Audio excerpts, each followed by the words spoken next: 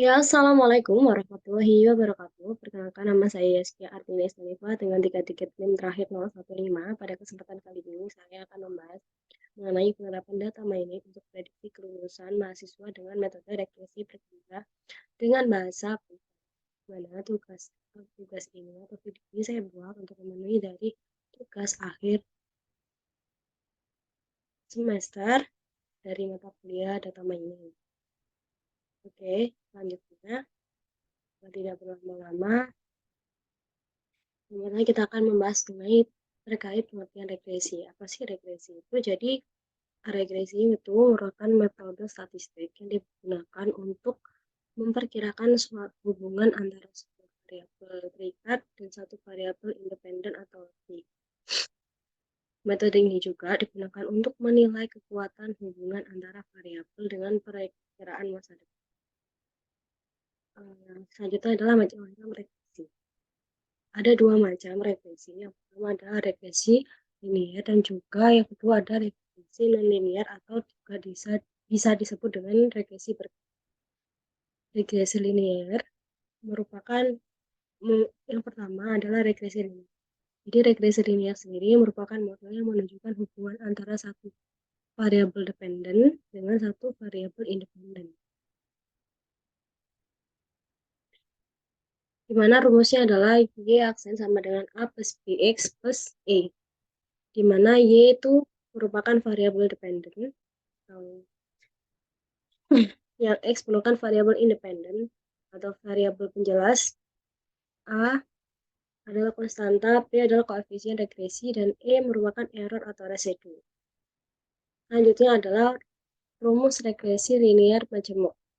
Yang kedua adalah rumus regresi linear majemuk. Apa sih regresi linear majemuk atau regresi linear berganda? Jadi pada dasarnya itu hampir sama dengan regresi linear, namun hanya saja pada jumlah variabel independennya itu lebih dari satu. Berikut rumusnya yaitu adalah Y sama dengan A plus BX1 ditambah CX2 ditambah DX3 plus E.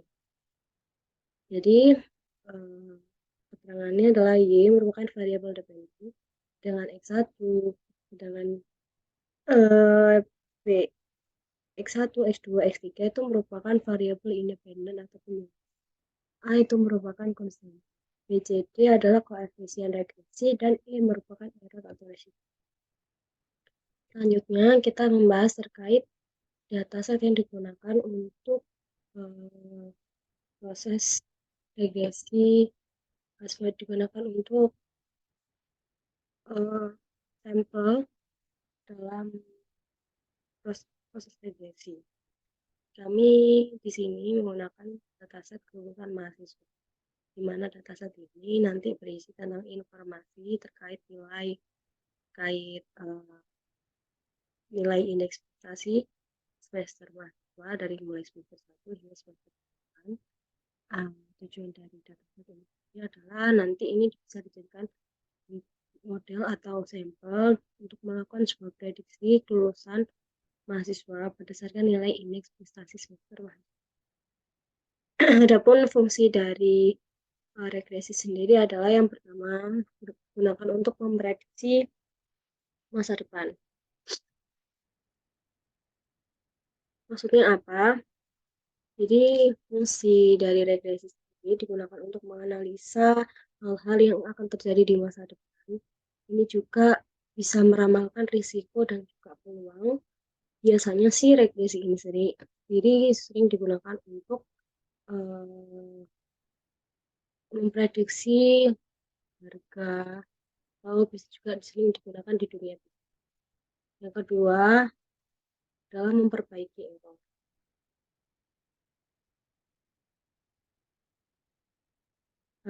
Biasanya seorang peneliti meneliti sebuah data pasti akan menemukan sebuah error atau kesalahan. Nah, dengan adanya fungsi regresi ini, kita bisa meminimalisir atau memperbaiki keliruan atau error yang terjadi. Selanjutnya, yang ketiga adalah memberikan wawasan baru.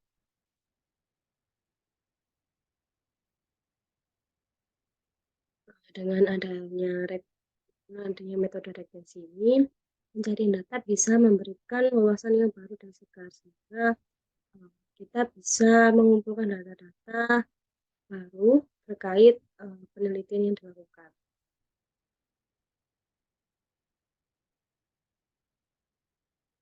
Dengan syarat analisis regresinya harus tepat. Yang keempat adalah meningkatkan efisiensi operasional. Ini apa? Dengan adanya regresi juga bisa mengoptimalkan operasional sebuah penelitian. Misal, dalam lulusan bisa diprediksi, kita bisa menggunakan nilai yang paling berpengaruh pada hasil nilai akhir. Selanjutnya kita langsung saja ke program. Oke, langsung saja kita ke program. Jadi seperti judul ya, saya menggunakan bahasa Python untuk melakukan proses regresi ini. Jadi langkah pertama yang kita lakukan adalah menambahkan library yang dibutuhkan. Jadi kita import dulu library yang dibutuhkan seperti jelas nanti matplotlib pilot ini digunakan untuk membuat seperti diagram dan lain sebagainya. Ini import dari Sipon. Untuk apabila nanti di pertengahan kita membutuhkan library ya kita import. Selanjutnya kita import database data lulusan mahasiswa.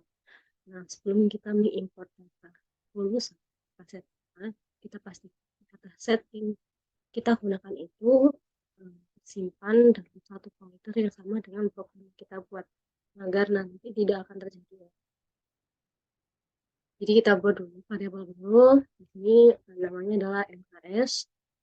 Nah, nanti ini dia akan membaca ke Excel karena data set yang kita punya adalah bentuknya filenya berupa Excel ya. Ini kita tampilkan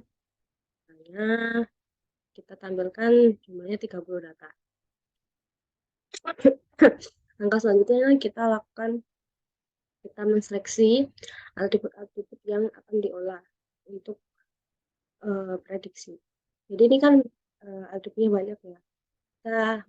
Kita hanya mengambil beberapa atribut yang memang digunakan untuk prediksi seperti IPS 1, nilai IPS 1, IPS 2 hingga IPS 8 dan juga nilai IPK. Ini akan digunakan untuk melakukan prediksi. Jadi kita buat variabel lagi, kemudian kita panggil variabel MHS, kita seleksi, kita panggil apa saja atribut yang kita tampilkan. Jadi nanti ini adalah data yang paling selanjutnya dari data ini kita lakukan proses data cleaning dulu. Kita pastikan bahwa semua data yang ada pada ini ya, data yang kita proses itu ada nilainya semua, bukan nol ya, tapi kalau pasti ada nilai berapa atribut yang mempunyai nilai yang kosong. Jadi kita pastikan bahwa semua itu ada isinya. Dengan cara kita buat variabel baru lagi, dimana ada data satu, dimana data satu ini dia akan mengisi nilai pada tabel data, dimana nanti dia akan mengisi nilai-nilai yang kosong dengan nilai rata-rata di masing-masing atribut.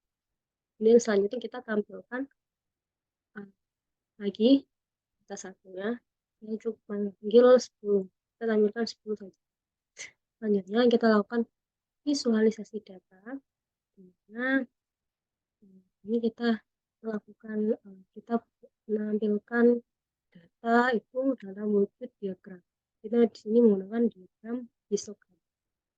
Jadi masing-masing atribut kita tampilkan diagramnya.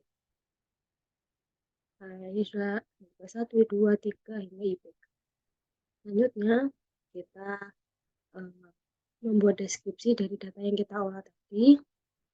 Caranya kita panggil nama variabel Nah, ya data itu biar fungsi harus di-start. Jadi di sini udah terlihat ya, mulai dari masing-masing atribut ada 53, kemudian rata-rata dari masing atribut, kemudian nilai tetap mulai dari masing-masing atribut, simpangannya berapa, dan nilai paling tertinggi. Selanjutnya, kita lakukan proses visualisasi data dengan menggunakan scatter plot. Jadi tadi kan kita menggunakan diagram ya. Jadi kita lakukan dengan menggunakan scatter plot, tapi ini jadi satu kak masing-masing. Jadi kita jadikan satu dengan kita untuk membedakannya ya dengan warna. Jadi kita masing. Jadi di sini kita variabel x sama ini. Jadi x nanti terdiri dari nilai IPS 1 hingga IPS 8, sedangkan nil itu dari IPK. Jadi nanti dia akan membuat diagram di mana nanti dari atribut X banding dengan atribut Y, di mana atribut X ini sendiri nanti akan terisikan dari nilai IPS 2, 3, 5, 6, 7, 8. Dimana masing-masingnya ada sudah dibedakan dengan warnanya masing-masing. Selanjutnya kita membagi data yang akan menjadi dua, ada yang menjadi data trend yang test. Kita buat variabel baru, mana nilai MSK ini kita bagi ya. Kan ini ada 77% ya. Nah, data trend ini berisikan data dia akan memprediksi dari 70% data, kemudian tes ini akan memprediksi dari sisanya tadi yaitu 30% dari data. Nah, data yang diproses sendiri adalah MSK. MSK ini adalah data yang diambil dari data. Jadi kita lakukan proses regresi di mana kita perlu mengkonfigurasi linear model dari eskalan. Kita buat variabel baru, kita ini kita panggil fungsinya, ini kita definisikan masing-masing nilai data trend.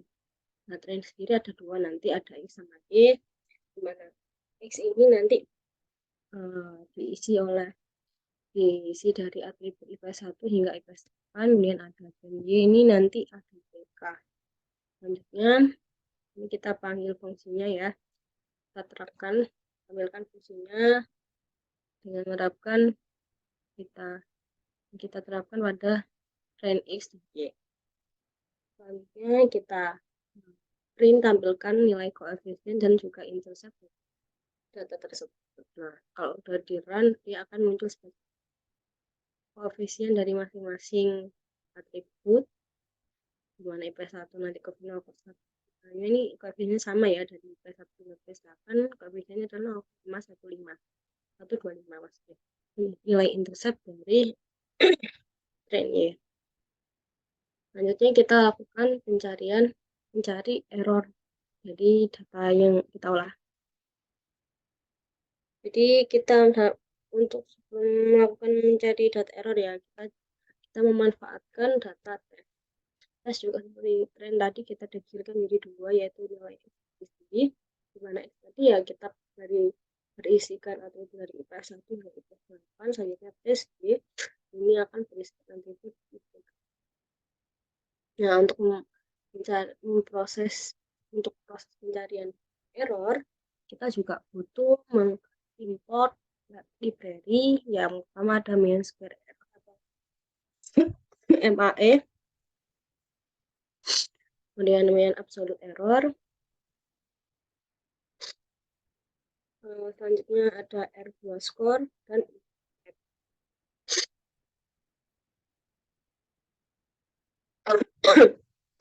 ya kita print, kita tampilkan sini udah tertera ya MAE nya 0, MSE nya 0, RMSI nya 0 dan juga R2 score-nya bernilai 1, berarti dia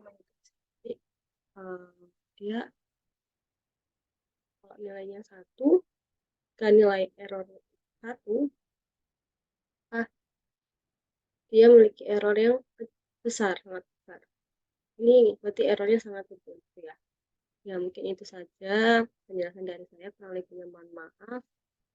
Wassalamualaikum warahmatullahi wabarakatuh.